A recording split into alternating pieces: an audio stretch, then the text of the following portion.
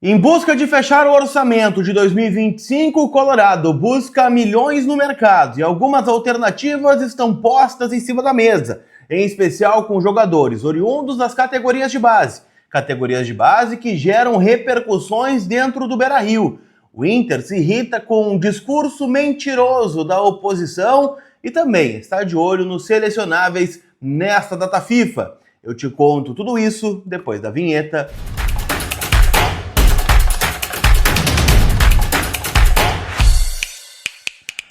Tudo bem, gente? Vamos trocar uma ideia então, afinal. Eu quero atualizar as últimas informações do Internacional. Estamos na sexta-feira, ele sextou, né? Sem jogo do Internacional. Estamos vivendo um período de data FIFA, jogos de seleções. Ontem teve vitória da seleção brasileira contra a seleção peruana. Teve jogadores do Inter em campo aí pelas suas respectivas seleções. E eu quero atualizar tudo sobre o Internacional neste conteúdo que é em nome da Zapay, aplicativo onde você fica em dia com o seu veículo, seja ele carro, moto ou caminhão.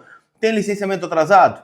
IPVA, multa, né, ou qualquer outro tipo de pendência, você pode parcelar tudo no cartão de crédito em até 10 vezes ou mais na Zapay. Fica em dia para rodar tranquilo e sabe que vai ter um desconto, porque eu tenho o cupom COLAR20 lá na Zapay que te dá 20% off nas taxas do parcelamento. Então baixa agora o app da Zapay que está disponível aqui na descrição deste vídeo, tá bom?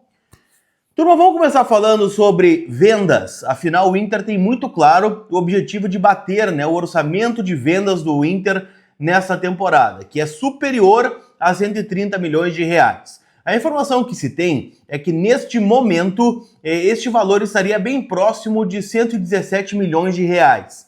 A gente tem que computar aqui venda do Rômulo, venda do Wesley, venda do alemão, né, do Pachuca para o Rayo Vallecano, 15%, né, que o Inter ainda tem do goleiro John, tem o percentual do Johnny, que vem do Atlético de Madrid, e aí a gente vai somando, né, todos esses elementos para chegar neste valor de 117 milhões.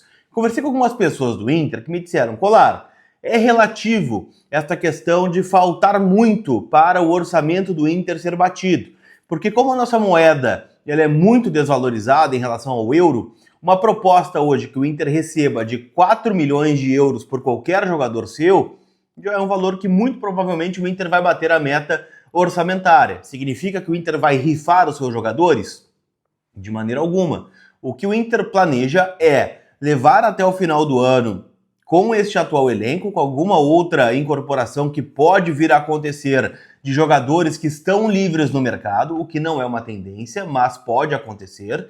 E aí, no final da temporada, o Inter realizar vendas. Claro que é um mercado que é menos quente em relação a este momento na Europa, onde os times estão, né, montando os seus times, estão montando os seus elencos, estão com um poder de investimento maior, mas ainda é um mercado que movimenta bastante.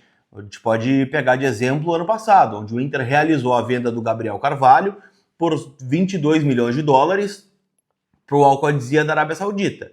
Então pode sim acontecer. E a bola da vez, é claro, que é o Ricardo Matias, que é um jogador que a gente ouviu ontem que vale entre 5 e 25 milhões de euros. Por que este espaçamento? Porque depende muito dele, depende muito da oscilação que ele tiver no profissional, depende muito da forma como for encarar, né, os jogos do Brasileirão. Daqui a pouco ele emenda a fazer um monte de gol, vale 25, 30 milhões de euros, daqui a pouco entra numa baixa, vem propostas menores, de 9, de 10, coisa que o Inter já teve, por exemplo, do PSV da Holanda e do Al Nassr da Arábia Saudita.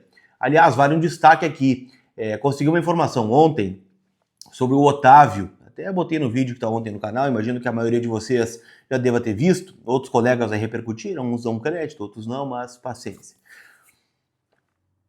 A sondagem do Inter pelo Otávio veio a partir da busca do Al Nassr pelo Ricardo Matias.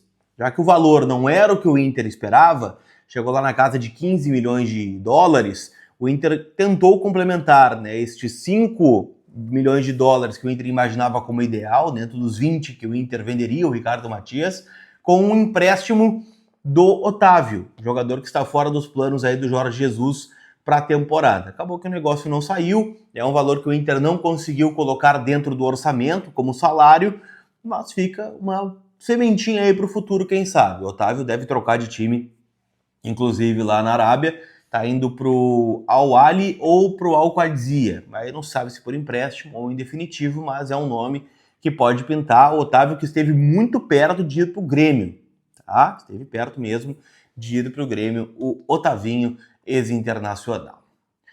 Quero falar também, gente, sobre uma visita que eu fiz lá em Alvorada. Ontem, a convite do Internacional, convidou outros repórteres de outros veículos de comunicação para falar sobre o momento da categoria de base do Inter.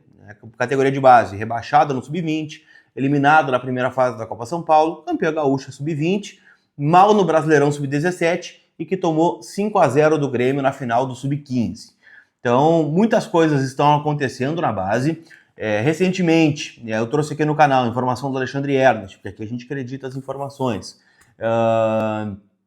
sobre os conselheiros que foram ao CT de Alvorada e fizeram um relatório. O Inter rebate que esse relatório exista e que, inclusive, dos 7 conselheiros que estiveram nesta visita, 5 ligaram para a direção do Internacional dizendo que não tinham feito o relatório. Então, estamos falando de um relatório de 2 conselheiros. Tá? 2 conselheiros de oposição têm este relatório. E aí, gente, eu tenho aqui alguns pontos que foram debatidos, tá? Primeiro, o Inter fala sobre a estrutura de Alvorada, uma estrutura que é boa, que comporta o Internacional em sua categoria de base, cerca de 300 atletas passam por lá diariamente. O Inter, inclusive, está recebendo um curso, 8 cursos, da CBF Academy, que é o curso de treinador da CBF, lá na estrutura de Alvorada, e que este ano é o ano que a base mais teve recursos alocados, cerca de 30 milhões de reais ano é o investido na categoria de base. Claro, o Inter tem um caixa único e houve uma redução do orçamento num geral, mas nas categorias de base o Inter não deixou de investir.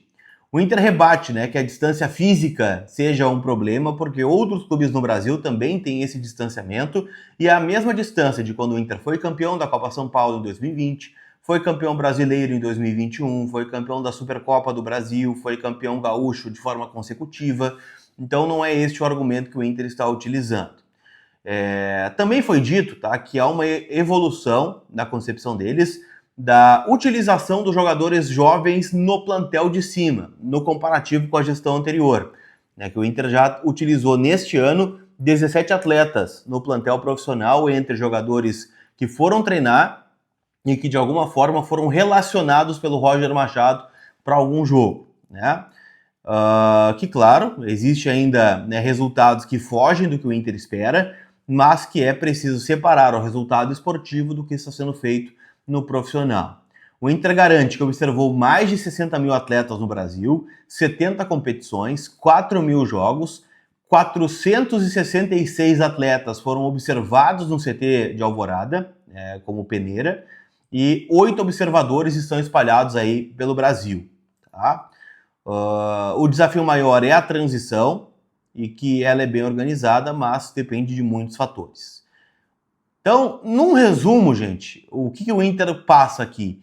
Que os resultados são culpa muito mais de alguns processos que foram modificados e de pessoas que foram incompetentes e que já não estão mais no clube. O Inter demitiu pessoas, trouxe outras e imagina que essas mudanças trarão um efeito que o Colorado entende como ideal para o cenário de futuro do Colorado. Também reclama da falta de investimento no comparativo com outros clubes do Brasil. Por exemplo, o Bahia acabou de pagar 14 milhões num jogador do Corinthians, de base, pagou a multa à vista. O Cruzeiro também fez este movimento com o Atlético Paranaense, por um lateral esquerdo de base, e que o Inter não tem este recurso. E é como acontece no futebol profissional, o time que tem menos investimento fica para trás. Então o Inter hoje está atrás de Palmeiras, Flamengo, Bahia, Botafogo, Cruzeiro. O Inter está para trás, não só pelos resultados esportivos, mas também pela falta de investimento. Mas, de qualquer forma, o Inter entende que não está tudo 100% ruim e rebateu diversas acusações que vieram da oposição. Tá bom? Para a gente fechar, quero falar sobre os selecionáveis, Afinal, ontem tivemos Paraguai 0, Equador 0. Alan Benítez ficou fora até do banco de reservas, não foi relacionado pela seleção paraguaia. E o Ener Valencia esteve em campo por 70 minutos. no empate do Equador, o Equador já classificado, né, para a Copa do Mundo, acabou jogando 70 minutos, então deu lugar ao Gonzalo Plata do Flamengo no segundo tempo, e acabou que não teve, né, uma grande participação o equatoriano. Segue o jejum do Ener Valencia. E o Uruguai do Sérgio Rocher goleou, né, a seleção peruana por 3-0. Obviamente o Rocher foi titular, esteve em campo, não foi muito acionado, mas participou então da vitória que colocou, né, o Uruguai na Copa do Mundo de 2026. Tá certo? Não esquece, gente, que hoje na KTO nós temos Brasileirão Série B com Amazonas e Remo, Paysandu e Volta Redonda e Curitiba e Ferroviária. Pessoal se matando aí para ver quem é que vai pro acesso da Série A do ano que vem. E claro, né, tem eliminatórias africanas, eliminatórias da CONCACAF. Você palpita, kto.bet.br, minha casa de apostas, e pode ser a sua também. Tá certo? Aquele abraço, turma. A gente se vê. Fui!